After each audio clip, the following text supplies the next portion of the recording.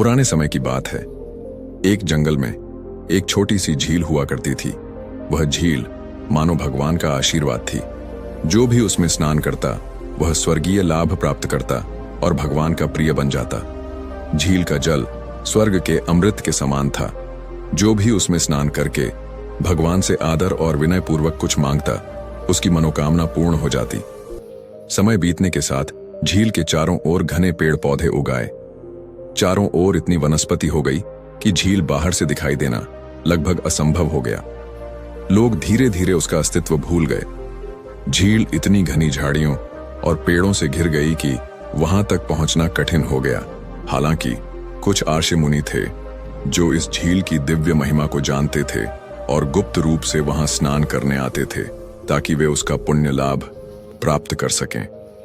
कुछ समय बाद आर्षि मुनियों ने भी वहां जाना बंद कर दिया क्योंकि वह स्थान अत्यधिक दुर्गम और खतरनाक हो गया था। वहां कोई हिंसक जानवर तो नहीं था, लेकिन अत्यधिक बांस और पेड़ पौधों के कारण वहां जाने का कोई मार्ग शेष नहीं था। कुछ दिन और बीते और एक दिन वहां कुछ बंदर आ गए। क्योंकि वहां मनुष्यों का आना जाना बंद हो चुका था, इसलिए वहां बहुत सारे फलदार वृक्ष उगाए थे। फल मिलने के कारण बंदरों ने वहां कुछ दिन ठहरने का निर्णय लिया। हालांकि वे झील के दिव्य स्वरूप से अनजान थे और उसके पास नहीं जा पा रहे थे। एक दिन एक बंदरिया गलती से झील के पास पहुंच गई। झील के किनारे एक बहुत बड़ा बरगद का पेड़ था जिसकी जटाएं इतनी घनी थीं कि उसके भीतर प्रवेश करना कठिन था। लेकिन वह बंदरिया गलती से उसी पेड़ तक जा पहुंची और उसकी जटाओं में फंस गई। वह बाहर निकलने की बहुत कोशिश करने लगी और जोर जोर से चिल्लाने लगी, लेकिन छूट नहीं पाई। उसके साथ आए अन्य बंदरों ने उसे बचाने की बहुत कोशिश की, लेकिन वे असफल रहे। अंततः भूख प्यास से तड़पकर वह बंदरियां वहीं मर गई। यह देखकर बाकी सभी बंदर डर गए और उस स्थान को छोड़कर चले गए। कुछ दिनों बाद मृत बंदरियां का शरीर धीरे धीरे नष्ट हो गया, लेकिन उसका सिर बरगद की जटाओं में फंसा रह गया। जब वर्षा हुई तो उसका शरीर बहकर दिव्य झील में जा गिरा। जैसे ही उसका शरीर झील के जल से स्पर्श हुआ, उसे पुण्य की प्राप्ति हो गई और भगवान का आशीर्वाद मिला। अगले जन्म में वह एक राजकुमारी के रूप में जन्मी। उसका जन्म कालिंग राज्य में राजा ध्वज के महल में हुआ। वह राजा की इकलौती संतान थी और देखने में अत्यंत सुंदर थी। गुणों में भी वह अद्वितीय थी और बुद्धिमत्ता में किसी से कम नहीं थी।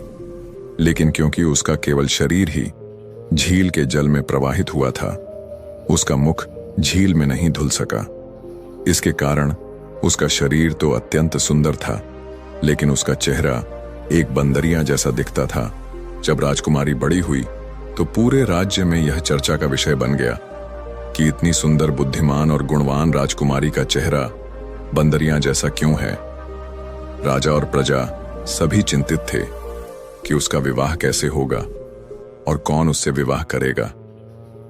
राजकुमारी देखने में तो अत्यंत सुंदर थी, लेकिन उसका पूर्व जन्म का बंदरिया शरीर आधा तालाब में डूबने के कारण आधा शरीर के ही सुंदर थी और सिर तालाब में न डूबने के कारण उसका मुख बंदरिया जैसी थी। वह पुण्य पाकर भी उसका फल नहीं पा सकी, क्योंकि आधा अधूरा मोक्ष किसी काम का नहीं होता। हालांकि वो बंदरिया शरीर दिव्य तालाब में डूबने के कारण उसे अपने पूर्व जन्म की सभी बातें याद थीं। उसे ज्ञान था कि वह अपने पिछले जन्म में एक बंदरिया थी और उसके साथ क्या हुई थी। वह हमेशा इस प्रयास में रहती कि कैसे भी करके अपने पूर्व जन्म के वानर रूप का सिर तालाब में डुबो दे, ताकि वह पूर्ण रूप से भगवान का आशीर्वाद प्राप्त कर सके। लेकिन बंदरिया जैसे मुख के कारण वह घर से बाहर नहीं निकलती थी और हमेशा एकांत में ही रहती थी। राजा अपनी पुत्री के विवाह को लेकर बहुत चिंतित था। अब वह क्या करेगा। दिन रात वह अपनी पुत्री के लिए योग्य वर की तलाश करता, लेकिन कौन वानर जैसे मुख वाली कन्या से विवाह करने के लिए तैयार होता। कोई भी उसे स्वीकार नहीं करता और सभी विवाह प्रस्ताव ठुकरा देते। इसी बीच दूसरे राज्य में एक राजकुमार था, सुंदर, बलशाली और बुद्धिमान।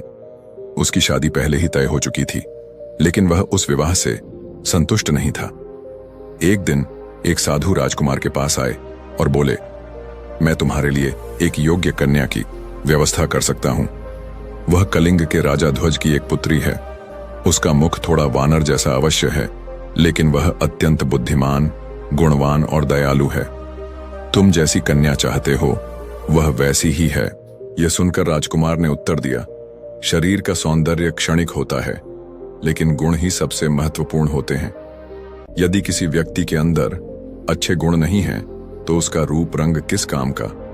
मनुष्य के लिए उसका चरित्र और बुद्धि ही सबसे मूल्यवान होती है। मैं उसी कन्या से विवाह करूंगा। इसके बाद राजकुमार ने साधु से कहा, कृपया मेरे पिताजी को इस विषय में बताइए। उनकी अनुमति के बिना मैं कोई निर्णय नहीं ले सकता। साधु बोले, लेकिन राजकुमार, तुम्हारा विवाह पहले ही एक सुंदर राजकुमारी से तय हो चुका है। क्या राजा तुम्हारे लिए सुंदर और समृद्ध राज्य की राजकुमारी को छोड़कर वानरमुखी कन्या से विवाह करने के लिए सहमत होंगे?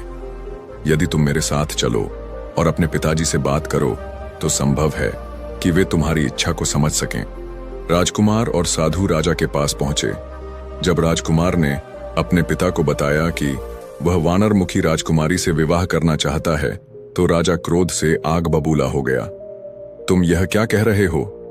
राजा गरज उठा, मैंने तुम्हारे लिए अपने मित्र की अत्यंत सुंदर और समृद्ध राज्य की राजकुमारी का विवाह प्रस्ताव स्वीकार किया है। इतनी सुंदर कन्या तुम्हारे जैसे बलशाली और आकर्षक युवक के लिए ही उपयुक्त है।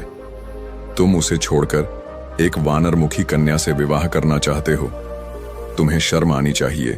राजा अपने पुत्र को वानरमुखी राजकुमारी से विवाह करने से मना करता है, लेकिन राजकुमार नहीं मानता। वह कहता है, पिताजी, मैंने जीवन में आपकी हर बात मानी है, लेकिन इस बार मैं स्वयं निर्णय लेना चाहता हूं, क्योंकि यह मेरे जीवन का प्रश्न है। मुझे उसके साथ जीवन भर रहना है, आपको नहीं। इसलिए मैं केवल इसी राजकुमारी से विवाह करूंगा। राजा यह सुनकर क्रोधित हो जाता है और कहता है, तुम्हारा दिमाग खराब हो गया है, तभी तुम ऐसी बातें कर रहे हो। राजकुमार उत्तर देता है, नहीं पिताजी, यदि मैं उससे विवाह नहीं करूंगा तो फिर किसी और से भी विवाह नहीं करूंगा। राजा यह सुनकर आश्चर्यचकित रह जाता है। उसने अपने मित्र को वचन दिया था कि उसका पुत्र उसकी कन्या से विवाह करेगा। यदि यह विवाह न हुआ तो वह अपने मित्र को क्या मुंह दिखाएगा?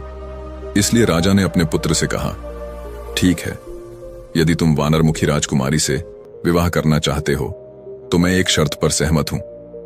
राजकुमार ने पूछा, कौन सी शर्त? पिताजी, मैं आपकी शर्त मानने को तैयार हूं। राजा ने कहा, तुम्हें वानरमुखी राजकुमारी के साथ साथ मेरे मित्र की कन्या से भी विवाह करना होगा। यदि तुम इस शर्त को स्वीकार करते हो तो तुम उससे विवाह कर सकते हो, अन्यथा नहीं। राजकुमार सोच में पड़ गया। फिर उसने सोचा कि यदि पिताजी मान गए हैं तो उनकी शर्त भी माननी चाहिए। अतः उसने कहा, ठीक है, मैं दोनों से विवाह करूंगा। राजा यह सुनकर प्रसन्न हुआ। वह वानरमुखी राजकुमारी के पिता के पास गया और विवाह का प्रस्ताव रखा। राजा ध्वज यह सुनकर अत्यंत प्रसन्न हुए, क्योंकि उनकी पुत्री के विवाह के लिए कोई भी तैयार नहीं था। लेकिन अब जब इतना सुंदर, बुद्धिमान और शक्तिशाली राजकुमार विवाह के लिए प्रस्ताव दे रहा था, तो उन्होंने तुरंत स्वीकृति दे दी। वानरमुखी राजकुमारी ने भी विवाह के लिए सहमति दे दी, क्योंकि उसके पास कोई और विकल्प नहीं था। विवाह बड़े धूमधाम से संपन्न हुआ। पूरे नगर में उत्सव मनाया गया, लेकिन राजा पूरी तरह प्रसन्न नहीं था। उसे दुख था कि उसके इतने सुंदर पुत्र का विवाह वानरमुखी राजकुमारी से हुआ था, लेकिन वह भी क्या कर सकता था? उसका पुत्र स्वयं इस विवाह के लिए तैयार था। राजा अपने पुत्र और वधू को राजमहल लेकर आया। दोनों महल में रहने लगे। कुछ दिनों बाद राजा पुनः अपने पुत्र के पास गया और कहा, पुत्र, मैंने तुमसे कहा था कि तुम्हें मेरे मित्र की पुत्री से भी विवाह करना होगा। अपने वचन के अनुसार अब तुम्हें उससे भी विवाह करना होगा। राजकुमार सहमत हो गया और शीघ्र ही राजा के मित्र की पुत्री से उसका विवाह संपन्न हुआ। विवाह बहुत भव्य तरीके से आयोजित किया गया। इसके बाद राजकुमार अपनी दोनों पत्नियों को लेकर राजमहल लौटा। वानरमुखी राजकुमारी अपने पति के साथ प्रसन्नतापूर्वक रहने लगी। लेकिन राजकुमार की दूसरी पत्नी, जो बहुत सुंदर थी, असंतुष्ट थी। उसे यह बात खल रही थी कि राजकुमार हमेशा अपनी पहली पत्नी को ही अधिक प्रेम करता था। वह सोचने लगी, मैं इतनी सुंदर हूं, फिर भी राजकुमार मुझे प्रेम क्यों नहीं करते? वह वानरमुखी होते हुए भी इतनी प्रिय क्यों है? आखिर इसमें ऐसा क्या है? एक दिन सुंदरी राजकुमारी ने देखा कि बंदरमुखी राजकुमारी हमेशा लोगों को दान दक्षिणा देती थी, सबसे अच्छे से बातें करती थी और किसी को ढूंढने का प्रयास कर रही थी। सुंदरी राजकुमारी ने कुछ दिनों तक बंदरमुखी राजकुमारी के बारे में बुरा सोचने का प्रयास किया, लेकिन वह कुछ नहीं कर पाई, क्योंकि राजकुमार हमेशा अपनी पत्नी के साथ रहते थे। दूसरी ओर बंदरमुखी राजकुमारी भी दिव्य तालाब में स्नान करने के कारण थोड़ा थोड़ा जान चुकी थी कि उसके साथ क्या होने वाला है। इसलिए सुंदरी राजकुमारी कुछ नहीं कर पा रही थी। को यह अजीब लगा और उसने सोचा, आखिर ऐसा क्या है जो वह किसी को ढूंढने की कोशिश कर रही है? अवश्य ही इसमें कोई न कोई रहस्य छिपा होगा।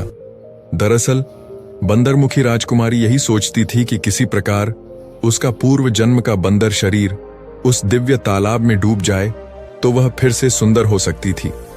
लेकिन वह स्वयं वहां नहीं जा सकती थी, क्योंकि अब वह शादीशुदा थी और किसी को अपना रहस्य बताना नहीं चाहती थी। अगर वह खुद उस स्थान पर जाती तो सबको संदेह हो जाता। साथ ही अगर राजकुमार और अन्य लोग दिव्य तालाब के अद्भुत चमत्कार के बारे में जान जाते तो क्या होता? यही सोचकर उसने किसी ऐसे व्यक्ति को ढूंढना शुरू किया जो शक्तिशाली और विश्वसनीय हो तथा दिव्य तालाब के पास जाकर उसके बंदरमुख को तालाब में डाल सके, ताकि वह पूरी तरह भगवान का आशीर्वाद प्राप्त कर सके। लेकिन उसे कोई उपयुक्त व्यक्ति नहीं मिला। राजा और राजकुमार भी यह नहीं समझ पा रहे थे कि वह क्या चाहती है। ऐसे ही कुछ दिन बीत गए। एक दिन उसने एक ब्राह्मण को देखा जो बहुत तेजस्वी प्रतीत हो रहा था। वह राजमहल में दान दक्षिणा लेने आया था।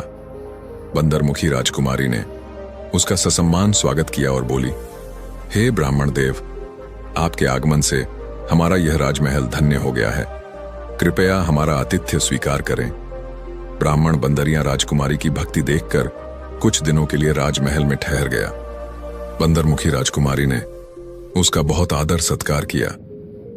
जब ब्राह्मण जाने के लिए तैयार हुआ तो उसने कहा, राजकुमारी, आपने मेरी बहुत सेवा की है। आपके इस आदर सत्कार से मैं अत्यंत प्रसन्न हूं। यदि आप मुझसे कुछ पूछना या मांगना चाहती हैं तो निसंकोच कहें, मैं आपको अवश्य दूंगा। राजकुमारी बोली, मैं क्या मांगूं? मेरे पास तो सब कुछ है, लेकिन यदि आप मुझ पर कृपा करना चाहते हैं तो मेरी एक सहायता करें। हालांकि यह कार्य बहुत कठिन होगा। ब्राह्मण ने कहा, पुत्री, तुमने मेरे लिए बहुत कुछ किया है। तुम्हारे लिए यह छोटा सा कार्य करना मेरे लिए कठिन नहीं होगा। बताओ, मुझे क्या करना है? बंदरमुखी राजकुमारी ने कहा, भगवान, मेरे पूर्व जन्म की एक पीड़ा है। मैं पूर्व जन्म में एक बंदर थी। जब मैं दिव्य तालाब के पास गई थी तो एक पेड़ में फंस गई और वहीं मेरी मृत्यु हो गई। मेरा शरीर दिव्य तालाब में गिरा, जिससे मैं इस जन्म में राजकुमारी के रूप में जन्मी। लेकिन मेरा सिर तालाब में नहीं गिरा, इसीलिए मेरा मुख अब भी बंदरियां जैसा है। क्या आप कृपा करके उस स्थान पर जाकर उस पेड़ से मेरा सिर लेकर दिव्य तालाब में प्रवाहित कर सकते हैं? तभी मेरा यह अभिशाप समाप्त होगा और मुझे मुक्ति मिलेगी। ब्राह्मण ने कहा, पुत्री, तुमने मेरे लिए जो किया है उसके बदले यह कार्य करना कोई कठिन बात नहीं। मैं आज ही जाऊंगा और तुम्हारा यह कार्य पूर्ण कर दूंगा। राजकुमारी ने उन्हें प्रणाम किया और कुछ धन देकर विदा किया। सुंदरी राजकुमारी यह सब सुन रही थी। यह सुनकर वह क्रोध से भर उठी और बोली, ठीक है, अब देखती हूं तू कैसे राजकुमार की प्रिय बनेगी। अब क्या होगा? क्या ब्राह्मण उस दिव्य तालाब के पास पहुंच पाएगा या सुंदरी राजकुमारी कोई छल करेगी? ब्राह्मण धीरे धीरे दिव्य तालाब की ओर बढ़ रहा था और उसके पीछे पीछे सुंदर राजकुमारी चल रही थी। जब वे तालाब के पास पहुंचे तो ब्राह्मण ने ध्यान से देखा कि तालाब घने पेड़ों के बीच स्थित था। चारों ओर नजर डालते ही उन्होंने एक पेड़ के अंदर फंसे हुए बंदर के सिर को देखा। ब्राह्मण ने उसे निकालने की बहुत कोशिश की, लेकिन वह सिर बाहर नहीं आ रहा था। इसी बीच राजकुमारी ने एक बड़ी लकड़ी उठाई और पीछे से ब्राह्मण पर आक्रमण कर दिया। प्रहार इतना जोरदार था कि ब्राह्मण वहीं बेहोश हो गया। इसके बाद राजकुमारी ने खुद बंदर के सिर को निकालने की कोशिश की, लेकिन वह सफल नहीं हो पाई। उसने पूरी ताकत लगाकर सिर को बाहर खींचा, जिससे वह खुद पेड़ के अंदर फंस गई और बंदर का सिर तालाब में गिर गया। जैसे ही सिर तालाब में गिरा, अचानक वहां दिव्य प्रकाश प्रकट हुआ और वह सिर तालाब में विलीन हो गया। इधर वानरमुखी राजकुमारी सोच रही थी कि ब्राह्मण वापस लौटा या नहीं। उसने भगवान से प्रार्थना की कि ब्राह्मण सुरक्षित लौट आए। तभी अचानक उसका मुख सुंदर हो गया, क्योंकि उसका पूर्व जन्म का बंदर स्वरूप समाप्त हो चुका था। अब वह इतनी सुंदर हो गई कि पहले की सुंदर राजकुमारी भी उसकी तुलना में कुछ नहीं थी। उसी समय एक दासी वहां आई और उसे देखकर चौंक गई। उसने घबराते हुए राज दरबार में जाकर राजा को बताया, महाराज, आपकी पुत्रवधू जो मंदिर में पूजा कर रही थी, अचानक कहीं गायब हो गई और उसके स्थान पर एक दिव्य सुंदरी राजकुमारी उपस्थित है। यह सुनकर राजा और राजकुमार आश्चर्यचकित हो गए। राजकुमार बोला, मेरी प्रिय पत्नी गायब हो गई, यह कैसे संभव है? राजा, राजकुमार और सभी दरबारी तुरंत मंदिर की ओर दौड़े। वहां पहुंचकर उन्होंने देखा कि वानरमुखी राजकुमारी के स्थान पर एक अद्भुत सुंदर राजकुमारी खड़ी थी। राजकुमार उसके पास गया और पूछा, हे दिव्य सुंदरी, आप कौन हैं और यहां क्या कर रही हैं? मेरी पत्नी कहां है? राजकुमारी बोली, स्वामी, मैं ही आपकी पत्नी हूं। आज मैं आपको एक सच बताना चाहती हूं जो अब तक आपसे छिपा था। पूर्व जन्म में मैं एक बंदर थी और अपनी शरारतों के कारण एक पेड़ के अंदर फंस गई थी। उस पेड़ के पास एक दीपक था और जब वह दीपक नष्ट हुआ तब मैंने एक सुंदर राजकुमारी के रूप में जन्म लिया। लेकिन मेरा बंदर स्वरूप समाप्त नहीं हुआ था, क्योंकि मेरा सिर दिव्य तालाब में नहीं गिरा था। मैंने ब्राह्मण देवता को वहां भेजा था ताकि वे मेरे सिर को तालाब में डालें। शायद उसी का फल है कि आज मैं अपने वास्तविक रूप में आ गई हूं। सुंदरी राजकुमारी की बातों की सत्यता जानने के लिए सभी लोग मिलकर दिव्य तालाब के पास गए। वहां पहुंचकर उन्होंने देखा कि एक ब्राह्मण भूमि पर पड़ा है और सुंदरी राजकुमारी पेड़ के अंदर फंसी हुई है। राजकुमारी ने राजकुमार से कहा, मुझे यहां से निकालिए। राजकुमार और राजा यह देखकर तुरंत राजकुमारी को बाहर निकालते हैं और ब्राह्मण को जल देकर उसे होश में लाया जाता है। तभी सुंदरी राजकुमारी बोलती है, मुझे क्षमा कर दो, मैंने ही ब्राह्मण को बेहोश किया था, क्योंकि आप हमेशा मुझे छोड़कर मंदिर मुखी राजकुमारी के पास रहते थे। बंदर मुखी राजकुमार ने कहा, नहीं, जो होना था वही हुआ। भगवान की इच्छा के अनुसार ही सब कुछ होता है। सभी ने दिव्य तालाब को देखकर आश्चर्य प्रकट किया। फिर राजकुमारी ने उस तालाब की महानता बताई और कहा कि उसमें स्नान करने से क्या क्या लाभ मिलता है। ब्राह्मण ने भी राजा और राजकुमार को बताया कि यही वह दिव्य तालाब है जिसमें स्नान करने से सभी मनोकामनाएं पूर्ण हो सकती हैं।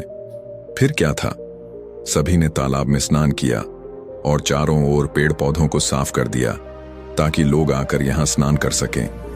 तब से यह स्थान एक प्रसिद्ध दर्शनीय स्थल बन गया, जहां लोग स्नान करके पुण्य लाभ प्राप्त करने लगे। राजकुमार अपने दोनों पत्नियों के साथ सुखपूर्वक रहने लगा। दोस्तों, आपको यह कहानी कैसे लगी कमेंट करके जरूर बताइए। वीडियो अच्छी लगी है तो लाइक और शेयर करें। ऐसे नई नई कहानी के लिए चैनल को सब्सक्राइब जरूर करें। आपको किसी तरह कहानी पसंद है हमें जरूर बताइए, ताकि हम उसी तरह की वीडियो लेकर आएंगे। यदि आप हमारे पिछले कहानियां अब तक नहीं देखा है तो उसे भी एक बार जरूर देखें। आपका ध्यान रखें, क्योंकि जल्द मिलेंगे एक नई कहानी के साथ। तब तक के लिए जय सीताराम।